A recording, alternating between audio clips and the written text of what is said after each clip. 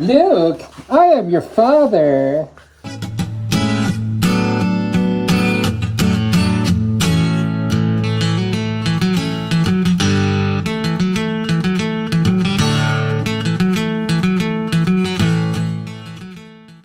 So Kelly went to visit her mom over the long weekend because it's her birthday. Not Kelly's, her mom's.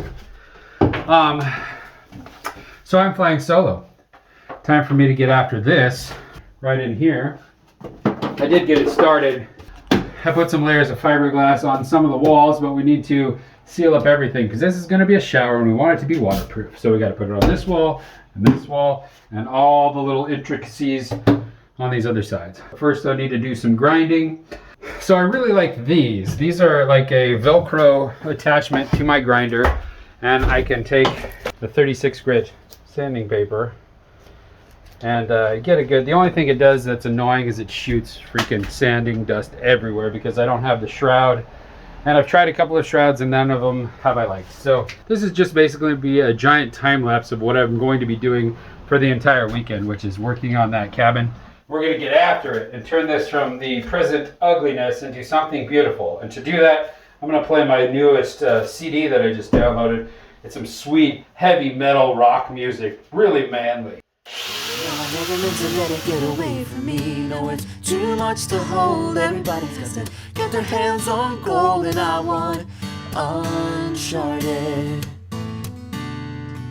Stuck under the ceiling, I mean, I can't help but feel like I'm going down. Follow if you wanna, won't just hang around. Like you'll show me where to go, I'm already out. Oh, foolproof ideas, so don't ask me how to get started. It's all uncharted. I've given this all a really great wipe down. P.S. Epoxy is sharp, so be careful when you wipe it. Owie. And look at this wall. It's just ugly. What's cool about it, because I've done this a couple of times already, is as long as the low spot or the high spots are knocked down, you can fix all of this with fairing compound. So that is the next step. I'm going to wipe all this down with acetone. Get it all nice and clean. And then we'll come in here with the fairing compound and make it all nice and green. Then we'll sand it and paint it and it'll look great. I'll tell you, one of the most odd things about building in boats is there's a bunch of rounded interior corners when you're, especially when you're fiberglassing, because you don't want a straight 90. It's hard to put fiberglass in that corner. It doesn't want to conform to those tight radiuses. It doesn't want to conform to those tight corners. So you lay in some thickened epoxy. You create what's called a fillet. Like this? And it basically rounds that out so the fiberglass can smoothly radius that little interior corner. Oh. It is impossible to sand. If you make a mistake in those corners, it's really hard to get at. I've been trying thing after thing to try to make it so I could sand those corners. And it just basically comes down to elbow grease. I did find something on the internet though. This is the same brand as my bandsaw, relatively inexpensive. What this does is it gives you a little finger, a little perfectly round finger to sand with. It's like if you could put a piece of sandpaper on your finger and have it spin. That's exactly what this does. So I'm hoping that it's going to work well. I mean, I can blather and blather all I want about this thing, but we should probably just go give it a shot. To the boat. Chris then got interrupted and sidetracked because he had to go pick me up at the airport. Once we got home, he had something to show me. And obviously, a little wine is going to make this easier to hear. This right here is the roof to our aft head, and it's a little squishy. Like I literally could push up on from the bottom and it would go. This is good wine. Yeah, go down there and check it out. Tell me what you think. Okay. So watch this. Can you see that? Right here. I don't see anything happening. Maybe you should just do it. Is there like one area that does it more? No, it's just like, I can't believe you didn't feel it when you walked on it. I don't feel it. They're pokey though. Well, that's good. It's rock solid. You can't make it move, right? Well, I mean, I can't tell if it's just my hand. Like this. Can you make it move? The meat on my hand goes into it because I'm pushing on it. So you say you can make it move. I could make myself believe it's moving, but I think it's just my hand getting squished. I think that must be the wine talking. Here, Chris drilled a bunch of holes to let all the moisture out, and our next step is going to be to fill them, which will shore up the deck/ceiling. What do you think of the walls? Do they look ugly as sin? They do now, but they won't eventually. Yeah, it won't take much. I did make a good old-fashioned mess, though. It's all glassed. It's all smooth. It's all ready for fairing compound. I do have one new toy to test out, too. What's that? It's right around the corner there.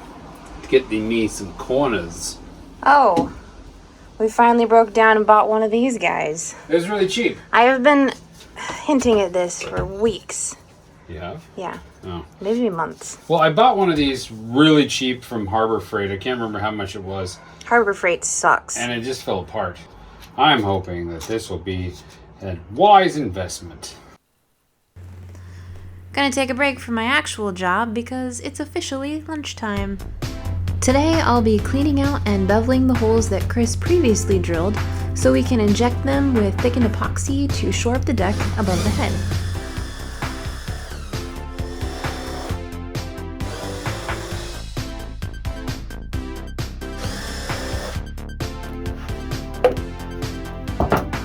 New development on the epoxy fairing compound front.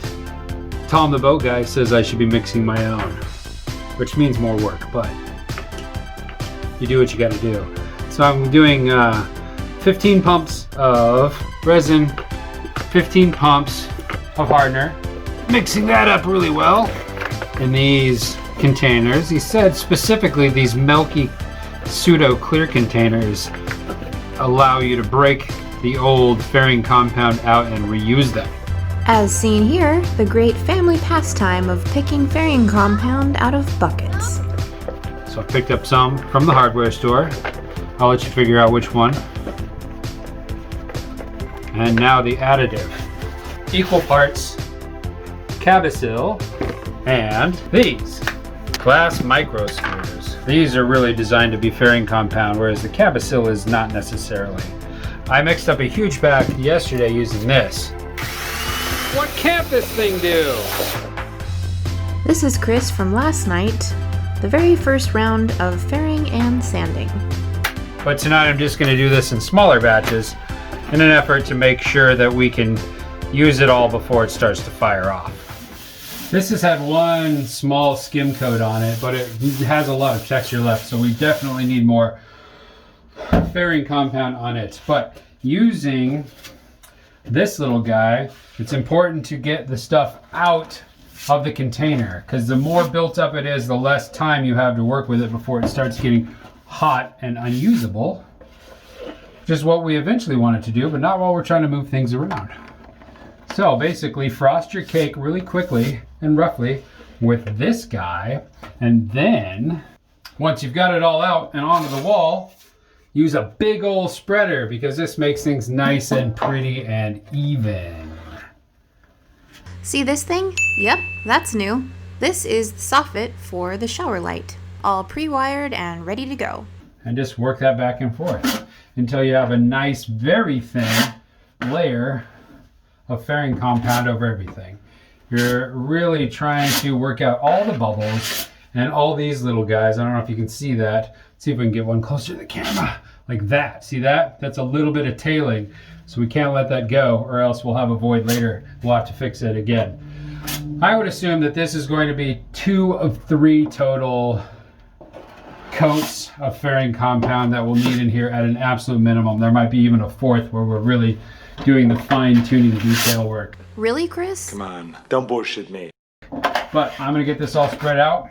We're going to let this firm up, and then we'll come back to sand it again. Yay! Also, the ceiling is all patched up and rock solid. No voids here. I just got done sanding away with my grinder, trying to take that fairing compound down to smooth. We're finally getting to the point where it's looking good in there, and we're going to get this close to be ready to paint. my grinder was getting really freaking hot in my hands, like so hot I could barely hold on to it. So I brought it down to my workbench and I took the back cover off, and this is what it looked like inside. Look at that! Can imagine why it's not quite cooling down at maximum efficiency. So I'm going to keep taking this thing apart and vacuum it out, get all the little dust bits out of there. Big thumbs up on the Milwaukee grinder, but if it ever starts to get overheated, make sure you take the cover off and suck up all the dust and stuff that's collected, because I can imagine this thing's going to work again like the badass that it is as soon as I get done cleaning it off. My face, look at it. It's covered. I had glasses on and a mask, and the rest of me is Raccoon Chris. All back together, pulled out a bunch of junk. This is my trick of the day. It's a little bit against common sense, but this thing has been sitting here for about 45 minutes since I used it last, and it is still rocket hot. And that's because metal takes a long time to cool down, but it has a fan in it. If you're ever like really going at it with any kind of tool that has a motor like this, if you just let it go with no load on it, it's going to cool down way faster than if you just turn it off.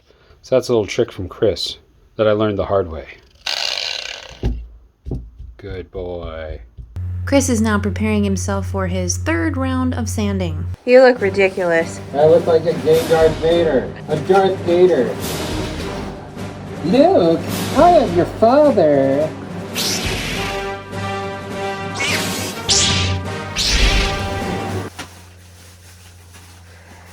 Can you see?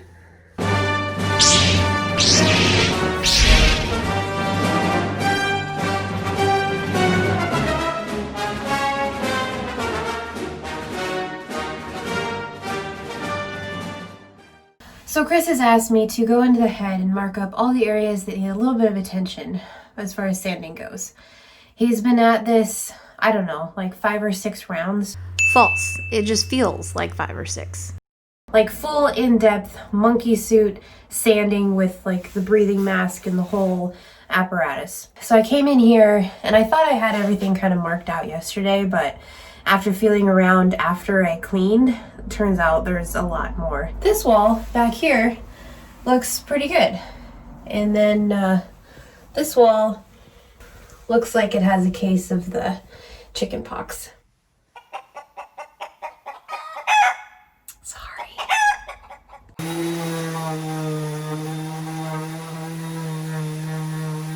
Fairing to perfectly smooth is an extremely tedious process. Yeah? How long have you been at this? Well, this is round 4 of fair and then sand and then fair and then sand. Mm-hmm. The biggest trick part is getting these little, the corners done. Getting a sanding implement into here and getting it nice and smooth is very tough. There's always bubbles, especially interior corners like this guy right here. So the best trick I've found is to continually go back with this, which has a nice little roundness to it, and smear the product in, and then scrape it off and smear it until you get it to the smooth point. But then when it comes to sanding, the real difficult little interior suckers, we ordered one of these guys. What is that? This is a sanding ball. That's what it's called? I don't know what it's called, but that's what it is. It sands in a ball-like manner. So I can take it and get into these corners. But even still, you know, you'd think, you know, put a big glob in there, sand this in until it's nice and smooth. But it's not the case. I would imagine this is round 4, and we're probably looking at a total of 6 rounds. But every time we do it, it gets a little smoother, a little prettier, and we're just more focused on edges and small imperfections. So I'm gonna get back at sanding this. What about that other tool you had? What other tool? The finger sander one. The long, pointy guy. You know, that brand new toy you were so excited about at the beginning of the episode? This guy. Well, this helps, but I think that there's probably better ways than this. Although this is a very useful tool, you can kind of run it along these edges and get things flat up into the corners, and it has its uses. Mm-hmm. It's just not going to be the last thing I use because it's a little bit too clunky for that. Gotcha. There it is. I'm going to get back to it. Okay, I'm going to go back to work. Good. Bye. Hey Chris, you ready for round 5? Nope, I got to, man. I got to do this. I'm mixing up some chocolate syrup for ice cream later. Looks like raspberry chocolate. Sexual chocolate. I'd like to give a big round of applause to my band, Sexual Chocolate. I believe looks pretty good. I want it to be thin. You do? Well, yeah, this is like the smooth coat of fairing compound, so I'm going to try to minimize the need for sanding and just kind of like, plus I need it to be able to get into all the little cracks and crevices, so if it's thicker it has trouble filling pinholes and things like that. That's the plan. Take this, go up there and do this. Last round. Oh god, that's a good one. Last round. It's definitely not going to be the last round because I haven't done the sealing all the way yet. Oh. See, with this thin stuff, I can basically like squeege it into the little hole. Have a lot better shot of getting the little nitpicky pinhole that you can still see and feel because all this is stupid. And just a little more sanding here. And this is the part where I wipe stuff down again. Oh, and I marked out all the imperfections with a Sharpie. What is this, like round 6? You're up, dude. Okay. I made my gray shirt darker. Nice. I like how it's really dark in the middle. That's where it goes, right under my breasts. Uh-huh. I'm gonna go take a shower. Okay. Reporting live from the pilot house, we have hopefully, fingers crossed, one last big suck with the vacuum, and then I'm gonna go through, acetone everything, and make sure everything is super, super smooth. If there's any rough spots, I'm gonna mark them out with a Sharpie, and then Chris is gonna do maybe one final round. And I keep saying it's the final round. We keep saying it's the final round, but hopefully this will really be it.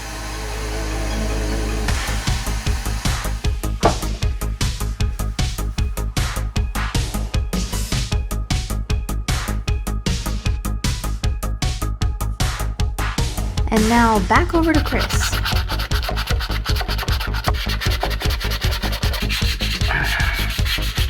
Get the corner. There. Whew. Okay. Everything is sanded down to 220. And although it looks blotchy, we're going to put some makeup on it and really get rid of this rose effect. Feels smooth, but I am going to send Kelly in here to kind of do a once over just to make sure it's perfect. Or as perfect as I'm willing to make it in 7 full rounds of sanding and fairing. Ahoy!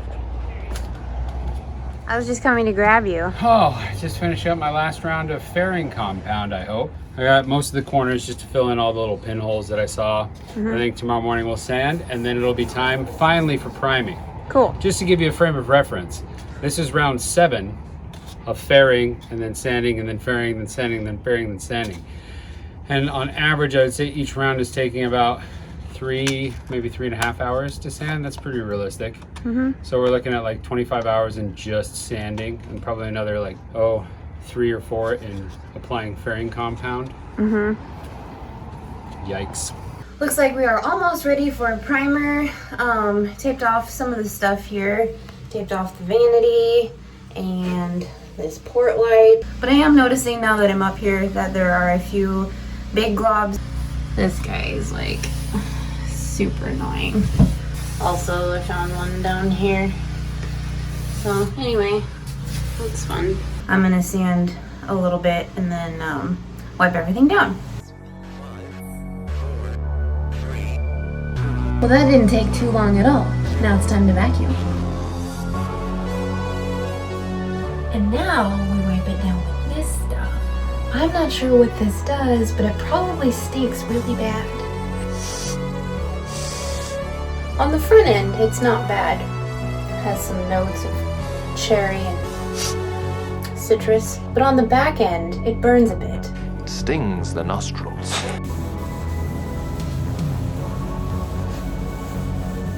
And now, the moment you've all been waiting for.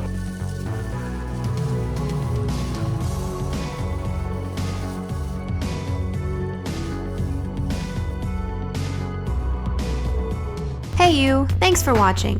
If you enjoyed what you saw and you want to keep following along, become a subscriber. Just hit that subscribe button below.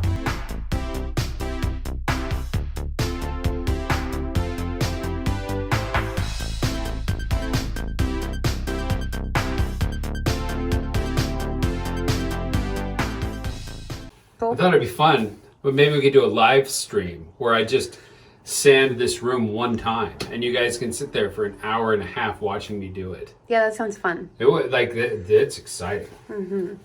Oh boy, more sanding.